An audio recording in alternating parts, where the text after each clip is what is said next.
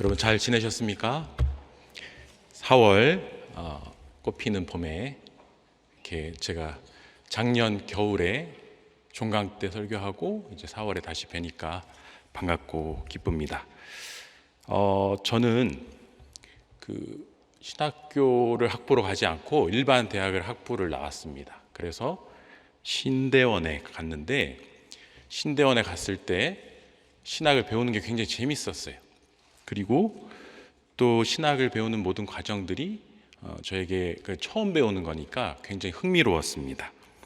근데 제가 신학 초보일 때는 굉장히 생긴 것만 봐도 제가 되게 사고형으로 생겼잖아요. 관념적인 거를 좋아해가지고 이 책 읽고 그 이상적이고 형이상학적인 그 신학을 탐구하는 게 그렇게 좋았어요. 아무도 관심 없는데 저는 굉장히 이게 즐겁게 신학과 철학을 이렇게 연구했는데, 그러면서 제가 어떤 생각이 들었냐면, 이 구체적인 세상의 것들에 대해서는 관심을 끊었어요. 그러니까 영적인 것, 신학적인 것, 이상적인 것, 그런 것만 아주 심취해 있고, 구체적인 세상의 질서, 세상에 돌아가는 일들, 물질적인 것들, 이런 거에는 이거 다 덧없는 거야 이러면서 이제 관심이 안 갔어요. 그래서 우리 연애 초보자들이, 여성들은 이슬만 먹는 줄 알고 아무것도 모르고 이렇게 동경을 갖고 있는 것처럼, 저는 실질적인 신학의 세계 외에 이제 교회 생활이라든지 또 목회 현장 이런 거는 잘 모르고 있었어요. 초보 때 제일 처음에. 그런데 그때 제가 설교를 했다면, 그때는 사역을 안 할 때인데 설교했다면 굉장히 어려웠을 거라고 생각이 됩니다.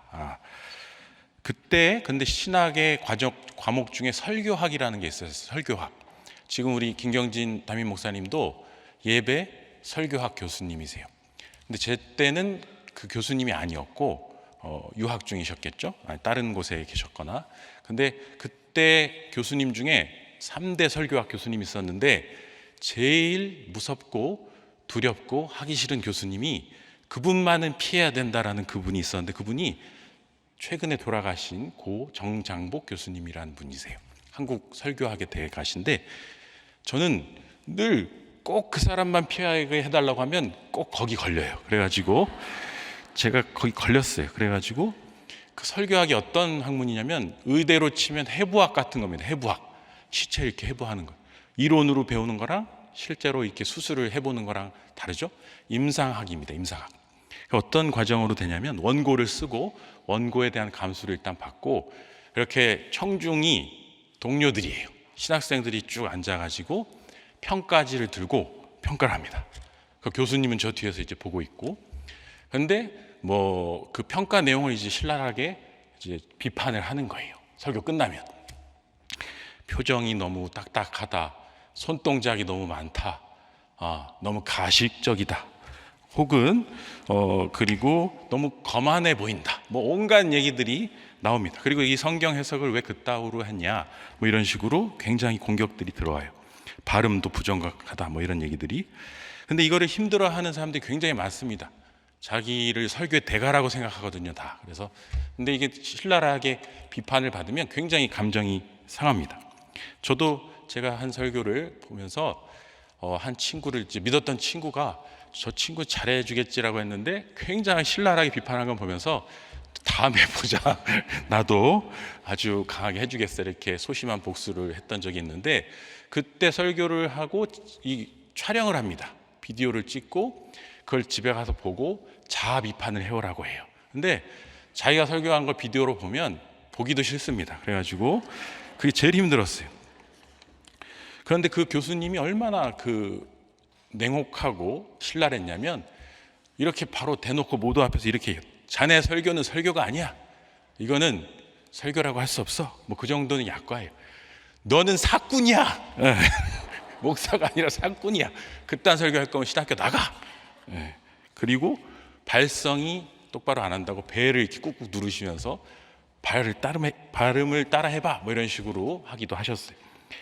근데 그 세대는 마지막, 그런 호랑이 교수님 이후에 모든 분들은 다 이제 부드러운 분들로 바뀌었고, 특히 우리 담임 목사님 너무 부드러운 분이라 거긴 늘 이제 제일 먼저 마감되는 반이 되었다. 그렇게 제 때는 없었어요. 그래서 저는 그 호랑이 교수님한테 혹독한 훈련을 받았는데 지금 생각해 보면 굉장히 큰 은혜라고 생각합니다.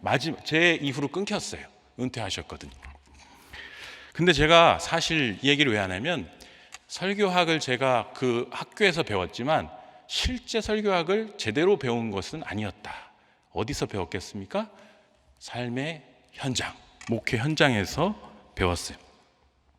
여기서 제가 관념적이고 형이상학적이고 이 추상적인 죄가 무너지게 된 자리가 바로 목회 현장. 저는 제일 처음 목회를 시작한 곳이 연동교회라는 곳이었는데 소년부에서 시작해요. 소년부. 그러니까 5, 6학년.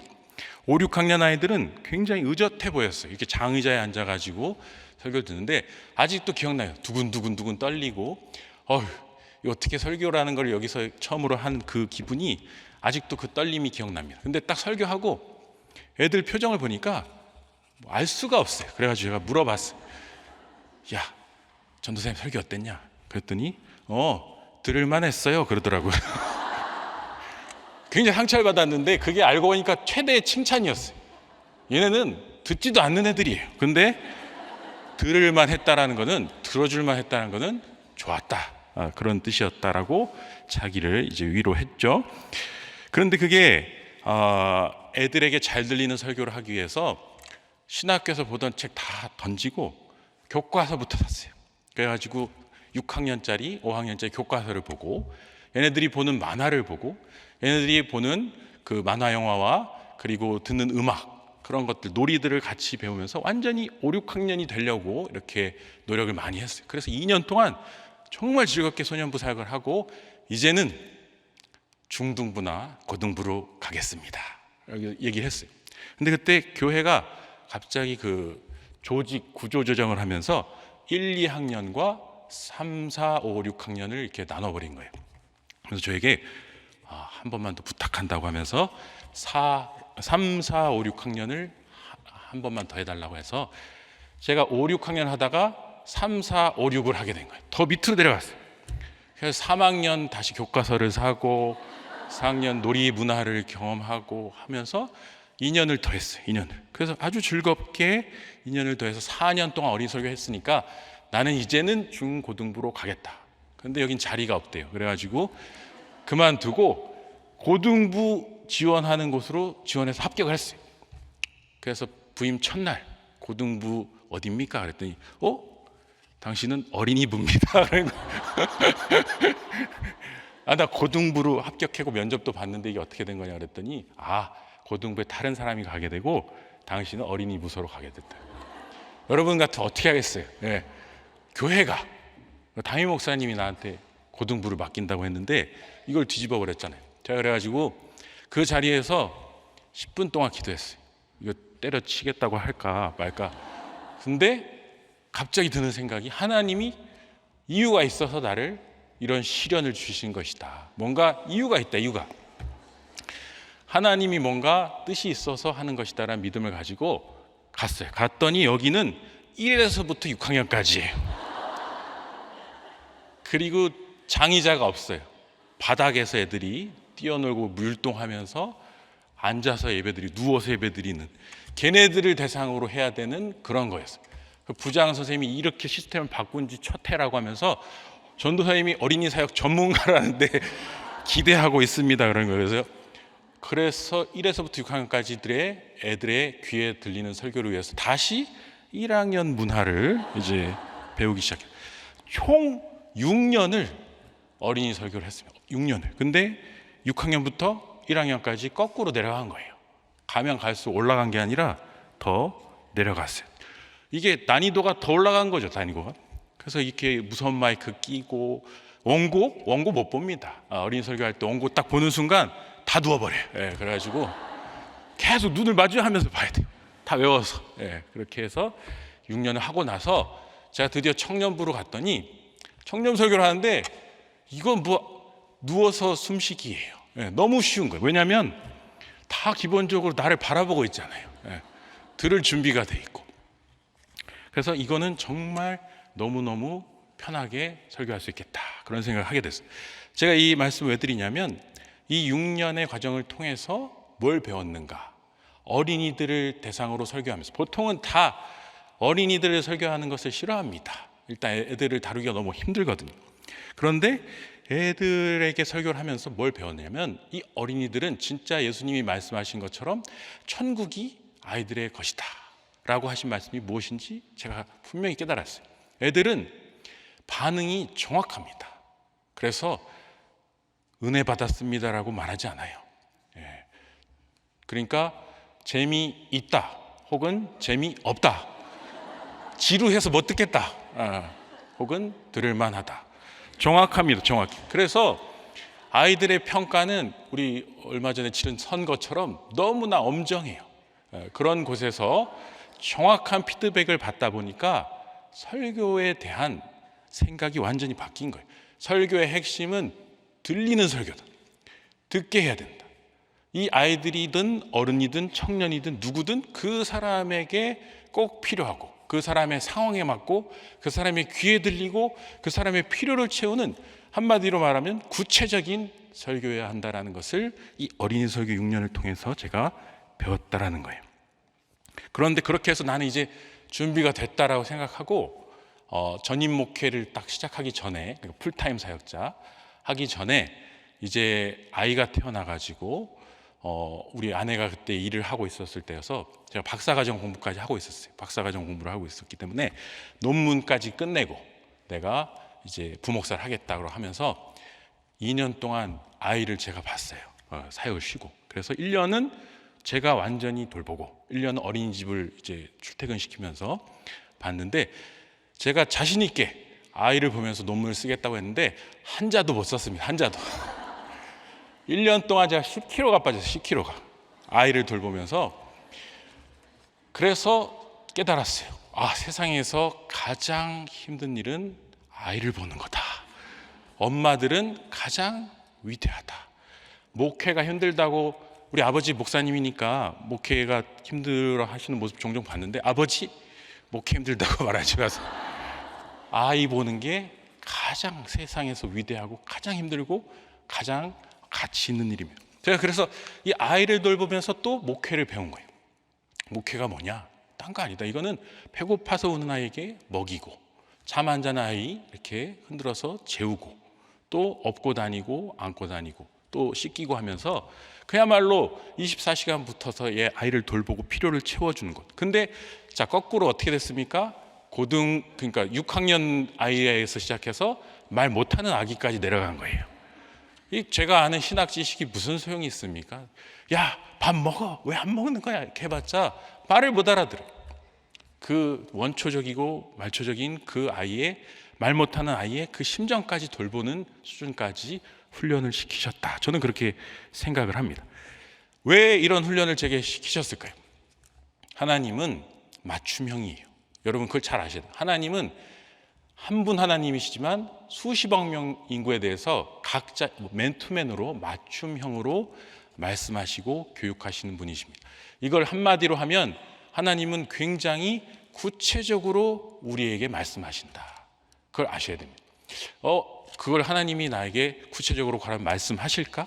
하나님이 과연 내 기도를 모두 다 듣고 내 생각을 다 알고 나의 필요를 다 알고 구체적으로 응답해 주실까라는 질문이 있는 분들이 계시다면 오늘 이 사실을 분명히 깨달으셔야 돼요. 하나님은 반드시 맞춤형 교육을 하시고 맞춤형 솔루션을 주십니다. 저에게 가장 필요했던 것은 먹물을 빼는 거였어요. 저는 워낙 태생적으로 관념적인 것을 좋아하고 이성적이고 추상적인 걸 좋아하는 사람이기 때문에 이 정도의 훈련이 없이는 이 물질의 세계로 내려갈 수가 없다는 걸 주님이 아시고 철저히 어린이들을 접하는 훈련을 하신 것 같아요.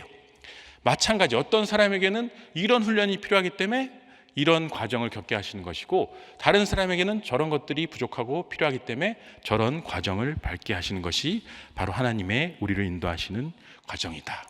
그래서 여기서 우리가 무엇을 알 수 있냐면, 기도를 할 때도 우리가 고상한 기도를 하려고 하면 안 됩니다. 뭔가 이게 멋들어져 보이고 또 뭔가 화려해 보이고 남들이 듣기에도 굉장히 있어 보이는 기도를 하고 싶어 하는 분들이 많은데, 그렇지 않다는 거예요. 기도라는 것은 가장 구체적이고 직접적이고 가장 절절한 그런 고백이 되어야 한다는 거예요. 제가 최근에 대신방을 하면서 어떤 분을 이제 같이 1대1 신방을 하는데 이런 고백을 하시더라고요. 목사님, 제가 아들, 사랑하는 아들이 있는데 이 아이가 어릴 때는 너무너무 예쁘고 말 잘 듣고 정말 엄마랑 너무나 껌딱지처럼 잘 붙어 다니던 아이인데 청소년기 가면서부터 거의 원수지간처럼 됐다는 거예요. 말도 안 듣고 맨날 싸우고 엇나가고. 이유가 뭡니까? 공부 때문에 그렇습니다 그러더라고요. 공부해라, 싫어요. 이것 때문에 너무 부딪혀가지고 싸움이 커서 이 가정이 너무 힘들다라는 거예요. 그러면서 저에게 이 부분에 대해서 좀 기도해 달라고 하는데, 그럼 어떻게 기도해 드릴까요? 그랬더니 그냥 기도해 주세요라고 그래요. 그래서 어떻게 여태까지 기도하셨어요? 그랬더니 그냥 하나님이 도와달라고 기도했다. 그래서 그럼 제가 구체적으로 기도합니다 하고 기도를 해드렸더니 너무 속이 시원하다는 거예요. 그래서 그렇게 기도해도 됩니까? 라고 물으시는 거예요. 제가 충격을 받았어요. 여러분, 신앙생활 오래 한 분인데도 이런 생각을 갖고 있는 분이 있는 거예요. 하나님이 너무 바쁜 분인데, 바쁜 분이 아니라 너무 그 기도를 많이 듣는데 나의 이 사소한 기도까지도 얘기하는 게 하나님께 너무 신뢰가 되는 것 같다, 하나님께 너무 죄송스럽다. 그런 분들이 의외로 생각보다 많다라는 것을 보고 제가 충격을 받았어요. 이 정도의 기도 제목은 제가 하나님께 좀 올려드리기가 죄송스럽습니다라고 하면서 구체적으로 기도하는 것에 대해서 부담을 갖고 있는 분들이 많다. 그래서 제가 그 신방 이후로 오늘 이 단에 서기까지 생각한 게 이거 꼭 얘기하겠다, 구체적으로 기도해도 된다라는 것을 말씀드려야겠다는 생각으로 이 설교를 지금 준비해 왔던 거예요. 우리는 왜 그런 생각을 합니까? 구체적으로 기도하면 기복신앙이다, 무속적인 기도다, 이런 비난을 많이 한다란 말이죠. 고상하지 않다, 아까 말한 것처럼 저급하다, 이런 생각을 하고 있다라는 거예요. 그런데 고상한 기도와 수준 낮은 기도를 이렇게 구분지어 생각하는 사고 자체가 잘못됐다는 거예요. 고상한 기도가 어디 있습니까? 우리의 모든 기도의 핵심은 간구예요. 간구는 내가 필요한 걸 구하는 것입니다. 아버지에게 내가 필요한 걸 구하는 거예요. 아니, 어린 아기가 엄마 아빠한테 배고프다고 울지 무슨 세계 평화에 문제가 있다고 엄마 아빠에게 그걸 제안하지는 않잖아요. 자기의 원초적인 필요를 얘기하는 것이 울음이에요. 기도라는 것은 가장 원초적인 필요를 하나님께 간구하고 아뢰는 것이에요. 하나님, 이런 것 제가 말씀드리기 너무 죄송한데요, 그런 게 아니에요. 가장 원초적이고 가장 구체적이고 가장 정확한 기도를 해야 한다라는 것입니다. 물론 굉장히 이상적이고 이념적이고 심오한 기도도 있죠. 영성적인 기도, 침묵의 기도도 있어요. 하지만 거의 대부분의 일상의 기도는 구체적인 간구여야 한다라는 것입니다. 제가 어떤 권사님에게 데이빗 차라는 분에 대해서 알고 계시냐라는 질문을 받았어요. 그래서 제가 왜요? 그랬더니 이걸 많은 분들이 이 동영상을 보고 있다는 거예요. 그래서 저도 사실은 봤습니다, 그 동영상. 그리고 사실 그 책도 봤어요. 두잇인가? 그 사 볼 필요 없습니다, 여러분. 그래서 그 데이빗 차라는 분이 왜 인기가 많은지 제가 알겠어요. 너무 잘 들려요. 아까 제가 말씀드린 것처럼 귀에 쏙쏙 들어오는 설교를 하고 있고, 가장 현실적이고 구체적이고 세계 정세, 시사, 그런 것들 관련해서 성경을 풀어주니까 너무너무 흥미롭고 신선하고 재미있어서 듣게 되는 경우들이 많을 것 같아요. 그런데 제가 그걸 여러 개 들어보고 그분의 책도 보고 하면서 어떤 생각이 들었냐면, 이분은 진짜 순수하다, 아주 순수한 신앙의 열정을 갖고 있다. 그리고 사회 경험이 많다. 사회 경험이 많고 순수한 열정이 있기 때문에 이 둘이 조화돼서 굉장한 폭발력을 갖고 있다. 하지만 한 가지, 신학적인 검증이 부족하다. 신학적인 검증이 조금만 잘 된다면 좋겠다. 그래서 조금 걸러 들어야겠다라는 의견입니다. 그런데 이분의 책을 읽으면서 제가 제일 감동한 부분 하나를 나누자면, 이분이 어떤 얘기를 하냐면, 자기가 젊은 시절에 고시 공부하듯이 하나님을 만나려고 했다는 거예요. 그러니까 고시생들이 몇 년 동안 고시원에 틀어박혀서 고시 공부를 해서 합격할 때까지 모든 걸 끊고 그것만 하듯이 자기는 정말 모든 걸 걸고 하나님을 만나는 그런 훈련을 했다라는 거예요, 젊은 시절에. 그래서 심지어 어떤 예가 있냐면, 군대에서 군대 교회에 맨날 시간 날 때마다 가서 기도를 했는데 휴가를 가서도 어머니께 인사하고 사복으로 갈아입고 다시 군대 교회로 가서 그 교회에서 3박 4일 휴가 내내 24시간 거기 머물면서 기도를 했다라는 거예요. 그만큼 자신은 모든 것을 다해서 하나님을 찾았고 마침내 하나님의 음성을 들었다. 그래서 자기는 자기 인생 전체에서 이 경험을 그 누구와도 바꿀 수 없고 어떤 것과도 바꿀 수 없고 하나님께 나는 모든 것을 드렸다라는 기도를 간구를 거기에 이렇게 쓴 걸 봤습니다. 저는 그 부분을 보면서 이게 이런 것들, 이런 신앙의 체험들, 이런 신앙의 간구들, 그리고 좀 하나님을 직접적으로 만나서 체험하고 경험하려는 갈망이 있는 분들이 이분에 굉장히 끌리겠다라는 생각을 하게 됐어요. 그래서 여기도 나오는 것이 뭡니까? 하나님을 직접 만나는 일에 모든 걸 걸었잖아요. 구체적인 하나님, 내게 말씀하시는 하나님, 실질적인 하나님, 이 세상 전체를 주관하신 하나님을 직접 내가 만나겠다라는 꿈을 가지고 모든 걸 걸었어요. 이런 것이 바로 구체적인 신앙이고 구체적인 기도라는 것입니다. 오늘 본문에 보면은 아브라함의 종이 나오죠. 아브라함의 종이. 아브라함이 그 신부감, 이삭의 신부감을 구해오라고 종에게 명령을 내립니다. 그런데 이 종이 가가지고 기도를 하죠. 하나님, 제가 이제 물을 먹이러 많은 소녀들이 나올 텐데 제가 이런 요청을 했을 때 그것을 들어주는 소녀가 하나님께서 예비하신 그 신부감임을 믿고 그 사람을 선택하겠습니다. 이렇게 기도를 합니다. 여기 기도에 굉장히 구체적인 모범이 나와 있어서 지금 이 본문을 고른 것입니다. 여기 보면은 굉장히 구체적으로 얘기해요. 아브라함이 저 땅으로 가라고 땅을 지정했죠. 장소. 거기에 왜 그 땅을 지정했습니까? 거기에 믿는 사람들이 살고 있기 때문에 그래요. 이 가나안 땅에는 믿지 아니하는 이방 신을 믿는 사람들이 있고 저기에는 내 친척이 살고 있는 저기에는 믿는 사람들이 살고 있기 때문이다. 하나님을 믿는 사람, 신앙을 일단 선택했어요. 두 번째로 외모를 선택합니다. 여기 외모 선택하는 거 안 나와 있죠? 어디 있습니까? 저기 보면은 14절에 나와 있어요. 내가 한 소녀에게 이르기를 청하건대 너는 물동이를 기울여 나로 마시게 하라. 그리고 그 앞절에 보면은 성중 사람의 딸들이 물길로 나오겠사오니. 여러 명의 딸들이 있는데 한 소녀에게 말한다고 했죠. 예쁜 소녀에게 말한 겁니다. 예. 아브라함의 종이 딱 기준을 갖고 우리 주인 이삭이 좋아할 만한 사람이 저 사람이다라는 판단하에 그 소녀를 골라서 말한 거예요. 그래서 그 외적인 모습도 분명히 보고 그 사람을 선택해서 말한 거예요. 만약에 그 선택을 했는데 그 품성이 만약에 나빴다면 아니다. 다시 다른 소녀에게 말했을 거예요. 근데 딱 그 고른 소녀가 그 기도의 내용대로 맞았죠. 뭡니까?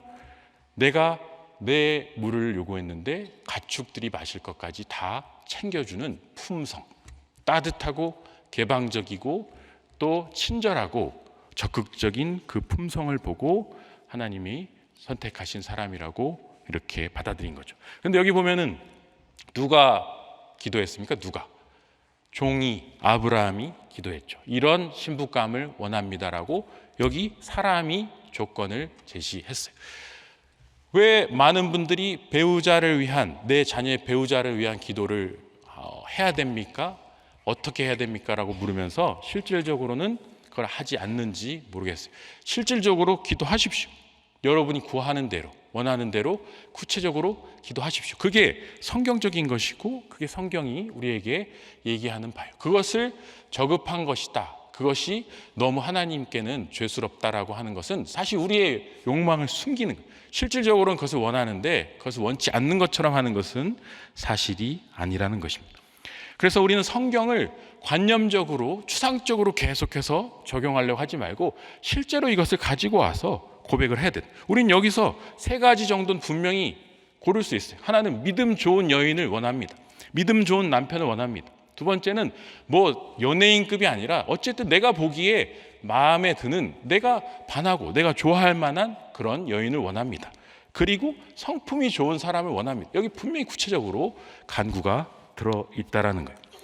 이런 예를 가지고 우리가 기도할 때 분명하고 구체적으로 하나님 앞에 간구하는 것은 결코 문제가 안 된다는 것입니다. 그렇기 때문에 우리가 이제 마지막으로 생각해 볼 것은 기도할 때 그러면 여러분은 어떤 기도들을 해야 될 것이냐. 먼저 제일 처음으로는 몇 가지를 얘기할 건데 죄에 대해서 구체적으로 기도해야 됩니다. 우리가 구하는 것도 구체적으로 기도해야 되지만 내 회개 기도도 구체적으로 해야 됩니다. 그래서 여러분이 우리 대예배 때 회개 기도의 시간이 있는데 그때 짧아요. 너무 우리의 모든 죄를 구체적으로 얘기하기에 1분도 안 됩니다. 그래가지고 실질적으로 죄 고백을 구체적으로 하기 위한 가장 좋은 훈련은 일기를 쓰는 것입니다. 영성 일기를 쓸 때 내 죄를 구체적으로 거기에 쓰세요. 그게 굉장히 중요한 영적 성장의 과정에 도움이 됩니다. 그래서 반성문 쓰듯이 써야 돼요. 우리가 볼 때 보면은 선생님 앞에 반성문 쓸 때 보면은 이렇게 계속해서 쓰고 고치고 다시 써 이렇게 하잖아요. 그 너 잘못한 거 있는 거 다 생각해봐. 자, 그런 식으로 해서 나를 성찰하는 것을 반드시 해봐야 됩니다.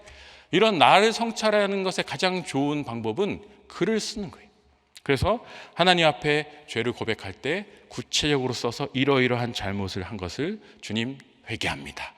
이 훈련이 되어야만 그 다음에 내가 구체적으로 뭘 구하는 훈련도 할 수가 있는 겁니다.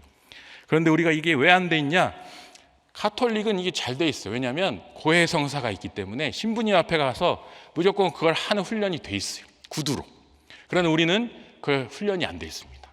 그나마 주일에 30초 정도 할 수 있는 시간이 있는데 여러분 반드시 일상의 자리에서 새벽이 됐든 밤이 됐든 구체적으로 회개하는 기도를 하면서 나를 돌아봐야 됩니다. 나의 이러한 잘못들, 내 마음속에 있는 모든 더러운 욕망들, 그리고 누군가를 미워하는 마음들, 누군가를 질투하는 마음들을 다 구체적으로 써서 회개. 그러면 바뀝니다. 내가 그런 걸 구체적으로 나를 직면하기 시작할 때 바뀐다는 거. 그 다음에 두 번째는 은사를 구체적으로 구하셔야 돼요. 성경에 은사가 수도 없이 많이 나와 있죠. 은사들이. 사랑의 은사, 방언의 은사, 치유의 은사, 수많은 은사가 있는데 안 구해요. 여러분, 나 치유의 은사 달라고 구해 보셨습니까? 방언의 은사 달라고 구해 보셨어요? 예언의 은사 달라고 안 구하잖아요. 그게 회개를 구체적으로 안 하다 보니까 이 은사도 구체적으로 안 구하는 거예요. 그래서 우리는 반드시 은사를 구해야 됩니다. 제가 교회학교 교사인데 또 목사로서 설교를 해야 되는데 설교의 능력이 없다. 그러면 설교를 잘할 수 있는, 가르칠 수 있는 은사를 주십시오라고 반드시 구해야 된다는 거예요. 믿음이 부족하다. 믿음을 주십시오라고 구체적으로 기도해야 한다는 거예요. 근데 그 구체적으로 하려면 저 사람만큼, 저 선교사님만큼의 믿음을 주십시오. 이런 식으로 구체적으로 기도를 해야 된다. 장수의 복과 건강의 복 구하고 계시죠? 반드시 구해야 됩니다. 장수라는 것은 성경이 말하는 장수는 건강하게 오래 사는 거예요. 만약에 내가 골골하고 병들어서 산소호흡기 끼고 20년을 사는 것은 축복이 아니에요. 그러니까 건강하게 총명하게 정신이 흐려지지 않게 마지막 순간까지 하나님 안에서 살게 해주십시오. 건강하고 오래 장수하게 해주십시오. 이것은 결코 잘못된 게 아니라는 것입니다. 그리고 자녀들의 학업, 미래와 배우자를 위해서 아까 말씀드린 것처럼 구체적으로 기도해야 된다는 거예요. 총명을 주십시오. 수학을 너무 못하는데 수학을 잘하게 해주십시오. 영어를 너무 못하는데 영어를 잘할 수 있는 누굴 붙여주십시오. 방법을 알려주십시오. 이렇게 구체적으로 기도를 해야 한다는 거예요. 물질의 복, 이거 잘 간구 못하시죠? 죄송해서 구하셔야 돼요. 장사가 잘 되게 해주십시오. 그리고 내가 하고 있는 사업이 잘 되게 해주십시오. 그리고 그 물질이 풍성해져서 우리 가족이 생활하는데 빚지지 않고 생활할 수 있게 해주십시오. 빚 때문에 너무 힘든데 이자 내기에 너무 압박이 큰데 이 문제가 해결될 수 있게 해주십시오. 이거 다 해야 되는 기도예요. 그리고 솔로몬에게 하나님께서 물어보셨죠. 뭘 원하냐? 지혜를 주십시오. 꼭 그것만 생각해요. 그래서 하나님이 뭘 원하냐고 물어봤을 때 우리가 뭘 요구를 못하는 거예요. 그러나 솔로몬이 지혜를 달라고 했을 때 하나님이 뭘 주셨습니까? 나머지 모든 것도 다 주셨어요. 이게 예수님의 말씀에 뭐가 있죠? 먼저 그의 나라와 그의 의를 구하라. 그리하면 이 모든 것을 너에게 더하시리라. 그러니까 우리가 이거를 영적인 것과 물질적인 것을 분리시켜서 생각하면 안 되고 하나님의 나라와 의를 위해서 내가 충성하고 하나님께 간구할 때 나머지 모든 것도 채워주십시오. 물질, 건강, 장수도 다 주십시오라고 전제돼 있다라는 거예요. 그래서 이 모든 것을 구하는 것에 대해서 거리낌이 없이 구하고 간절하게 매달려서 구하고 간구하고 얻어야 한다는, 천국은 침노하는 자의 것이다 라고 성경이 분명히 나와 있죠. 그리고 이 가장 중요한 게 있어요. 목적. 여러분이 이걸 구했는데, 이 모든 걸 받았는데 목적이 잘못돼서 잘못 쓰면 다 가져가십니다. 목적 어떻게 구하셔야 됩니까? 하나님이 주신 이 모든 복을 나와 내 가족이 또 사랑하는 사람들이 풍성하게 누리고, 이것을 어려운 사람들을 위해서 제가 잘 쓸 수 있게 많이 부어주십시오. 이 목적이 제대로 가면 계속해서 부어주십니다. 그러니까 제가 이 좋은 일에 이걸 잘 쓸 수 있도록 좋은 일을 알려주십시오. 거기에 쓰겠습니다. 이렇게 해서 나도 받고 또 흘러보내는 일을 할 때 이 선순환이 계속해서 일어난다는 거죠. 그리고 요즘 같은 때 여러분 반드시 구해야 될 게 있습니다. 전쟁이 안 나게 해주십시오. 전쟁의 위기가 점점 고조되고 있는 이때에 전쟁이 나지 않을 수 있도록 평화의 하나님, 우리나라를 지켜주십시오. 전쟁으로부터 지켜주십시오. 반드시 그것을 구해야 한다는 거예요. 시편 122편 6에서 8절에 보면 이런 말씀이 있어요. 예루살렘을 위하여 평안을 구하라. 예루살렘을 사랑하는 자는 형통하리로다. 예루살렘을 위하여 평안을 구하라는 게 뭘까요? 그건 바로 교회를 위해 기도하라는 거예요.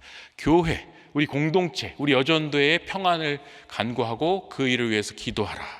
근데 교회의 평화를 위해서 기도하면 어떻게 됩니까? 모든 것을 형통케 해주겠다. 모든 복을 주겠다. 먼저 그의 나라와 그의 의를 구하라. 그리하면 이 모든 것을 너에게 더하시라. 이게 바로 예루살렘의 평안을 구하는 자에게 모든 것을 형통케 해주시겠다라는 약속의 의미라는 것입니다. 사랑하는 여러분, 말씀을 마칩니다. 구체적인 기도, 그것이 왜 필요한가? 우리가 믿는 하나님은 인격적인 하나님이기 때문입니다. 우리가 맨날 우리 자녀가, 남편이 예수님을 인격적으로 만나게 해달라고 하는데 그게 무슨 뜻입니까? 내 말을 알아듣고 내 말을 이해하시고 나의 필요한 것들을 주시는 분이시라는 거예요. 하나님은 살아계시고 대화가 가능하신 분입니다. 그리고 하나님은 우리의 모든 기도와 간구와 행동을 다 아십니다. 필요도 알고 계세요.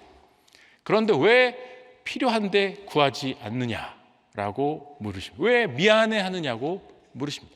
더 적극적으로, 더 구체적으로, 더 분명하게, 더 강청의 기도로서 주님께 나가서 구하십시오.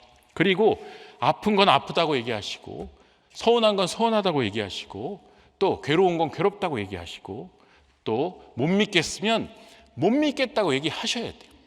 믿음이 안 생깁니다. 저는 이거 못 믿겠어요. 믿어지게 해주십시오라고 기도해야 돼요.